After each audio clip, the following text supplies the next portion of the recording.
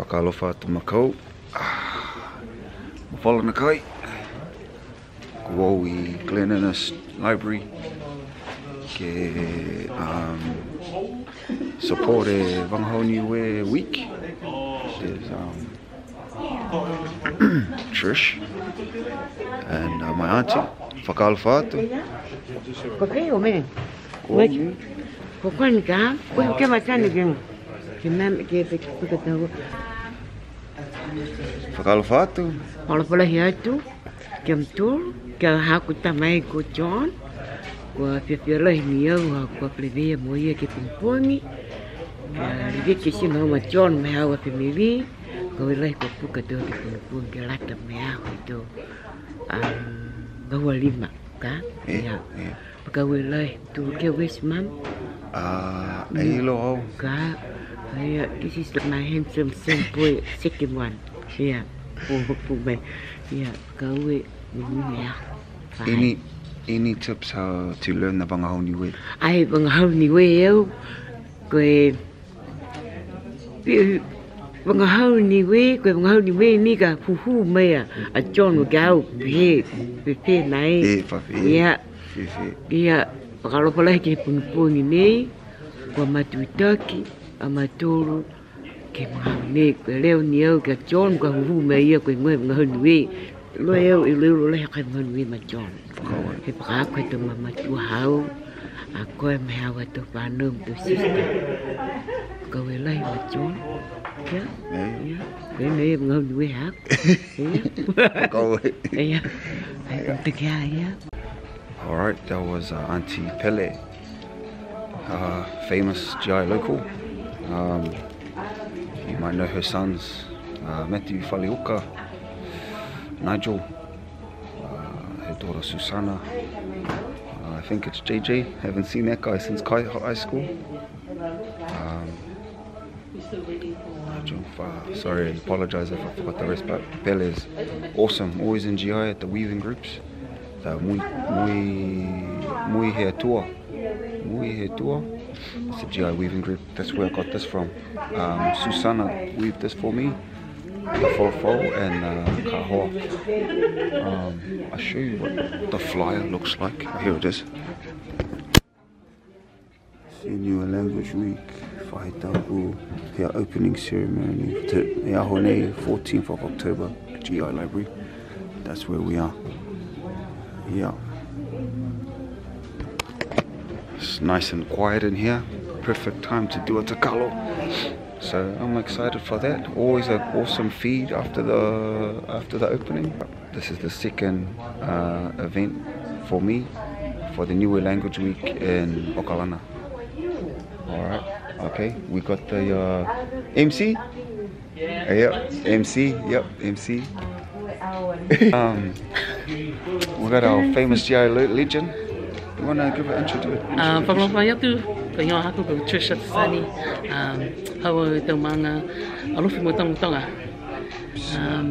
Yeah, just my tip for everybody for Niue Language Week or speaking Niuean is to just speak. Even though if you make a mistake, someone will always correct you. I learned myself listening to my parents and creating my own words, and then just listening to the matuas, speaking the lingo, and then that's how I picked it up. I wouldn't say I'm fluent in the language, but still using it, speaking it, and yeah.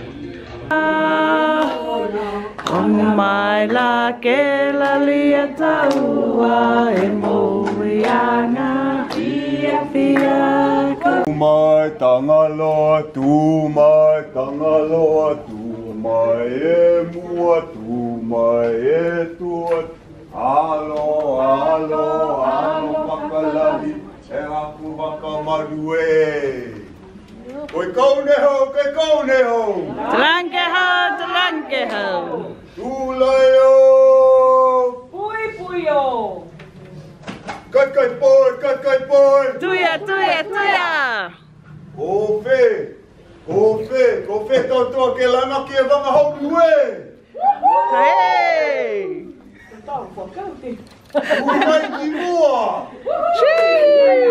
Ko fe Whakakoha G.I! Hey! Amanaki! Aia! Tumai ki roa! Nei ka tau tangata, sika tangata. Tomo e awa koe mongo nei, si he, he, he! Si he, he, he! Lua!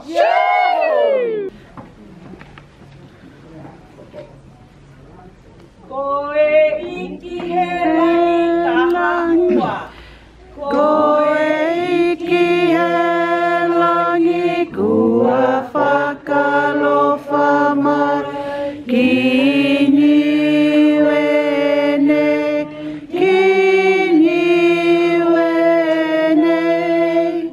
Kua mena si.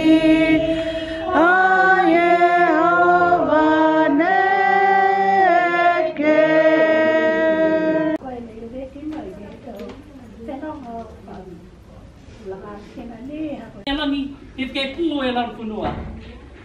Ko ingo hako ko Trish Society. Mutu manga hau tak mai hau. Hau e te mana tanga no lofi. Whakalofa hofi atu. Ki mato lofi. Ko tolo mai a honei e whakama manatu anga e Vagahau Niue. Mai pamiri mpo. Leweki mo e viaki e Vagahau Niue ma Anuia. Protect and nurture the Vagahau Niue for the future. Whakawelahi. Tuko anga i mga nei ke he taki a batakau mui e tua.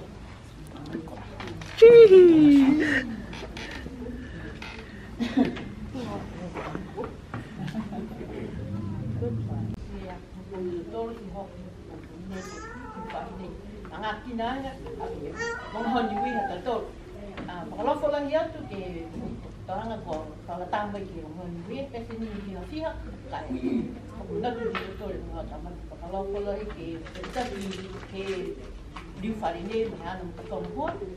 Dia ni ke tadi foki matatoa de oro mito staff hana.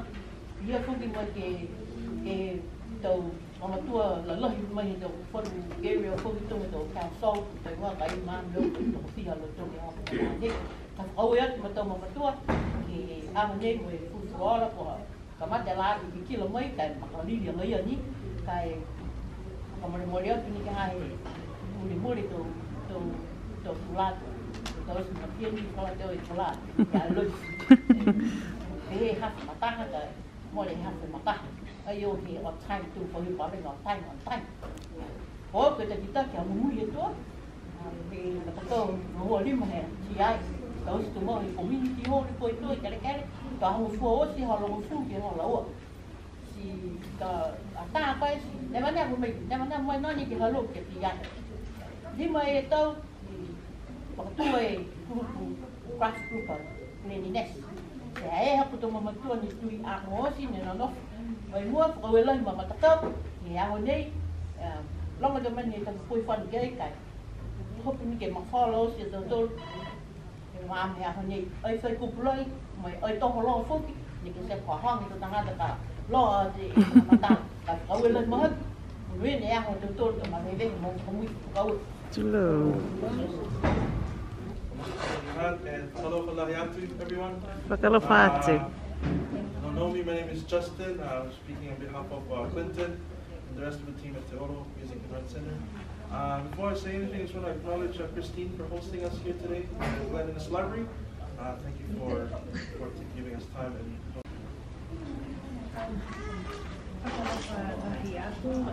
Good morning, everyone, and welcome to our just say Happy New Year language meeting. I'm Tonga and we are cousins. Cousins by language and history. We actually have a little island or motu that we call Niue, and if you listen to the language, it almost sounds Niue, but the language is mixed of Niue and Sami. And so when we hear the people from Niue speak, we laugh because it almost sounds Niue, but we're not laughing. But in saying that, I just wanted to say congratulations on establishing your group for the elderly people here to support people with illness, because I can understand you because it almost sounds like home. But also I just wanted to acknowledge and thanks Te Oro and the Cleanliness Library staff for hosting today's event, and just to note that the language piece and anything delivered at the Cleanliness Library and Te Oro is actually funded by the Maunga Kia Tangahilo and Council. So my name is Maria Meredith. I'm the chair for Maunga Kia Tangahilo, and send the apologies from the rest of our members, and including Councillor Josephine, because today, Monday, tends to be a busy day. But I wish you all the best, and hope that you enjoy the celebrations this week. I'm sure there's plenty of celebrations around the community. Thank you very much.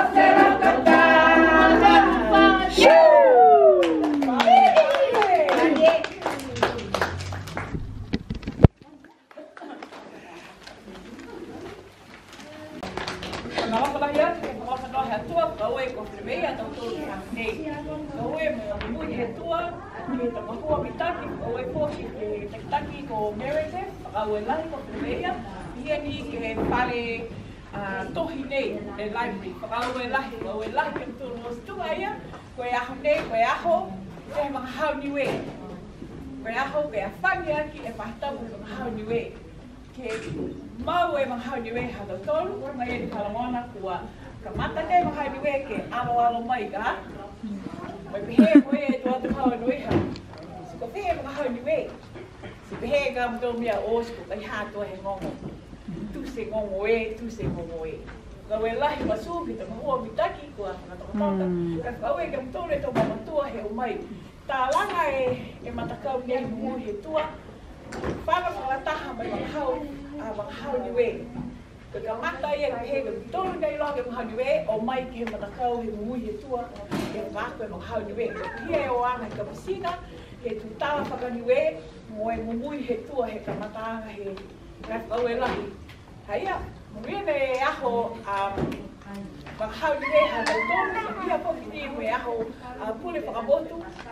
Tuk whenanga tō ki Niue a Pokipongi, kai e unga mai fuatiu.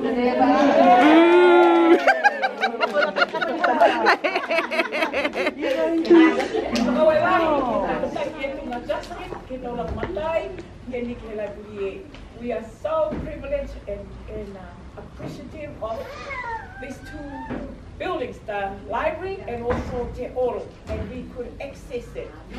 And we're so lucky living in GI, and thank you to the leadership and also all of us here, and also our mama from the Cook Island, and some of you are not from the Niue, but today we're all Niue.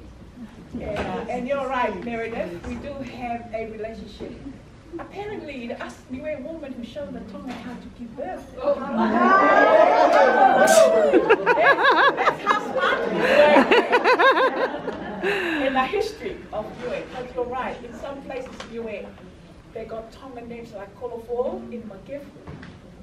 And there's a relationship even with our first king and our Mama Tua, Tuitonga.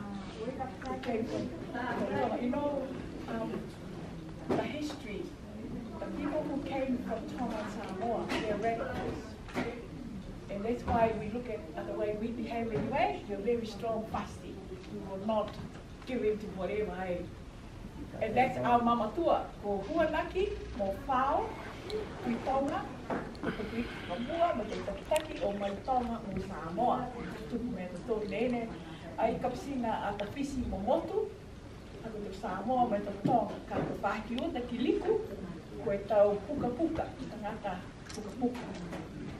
I'm just saying that our people knew it, they said they migrated from Tonga and also from Samoa.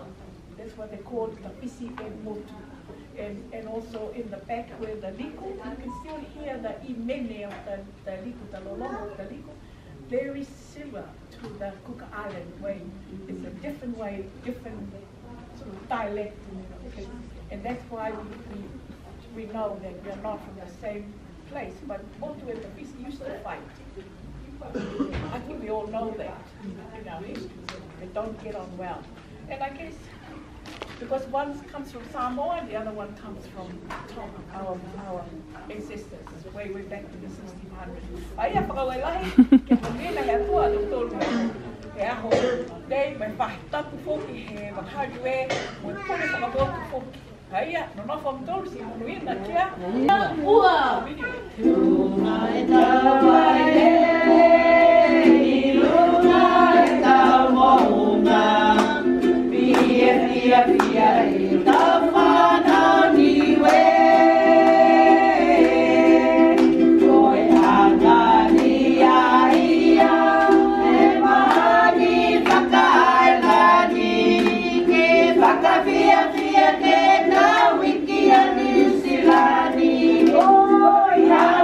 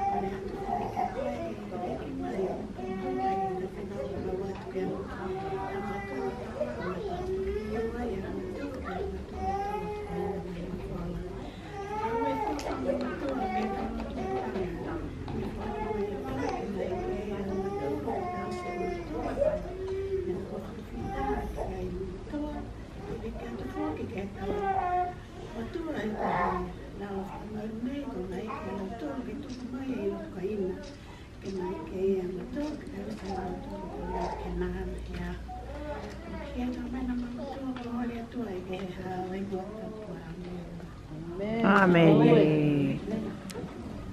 Oh, look good. Man, this is the pre-packed meal. Nice. Wait for the Audis to eat first. Yeah, o si whekau, si o mai ke kai. Here's the ukulele expert, Whakoelahi. Hello, Falafatu, John. Thank you for the papalo. Whakaoe. It's the team. Mui he tour.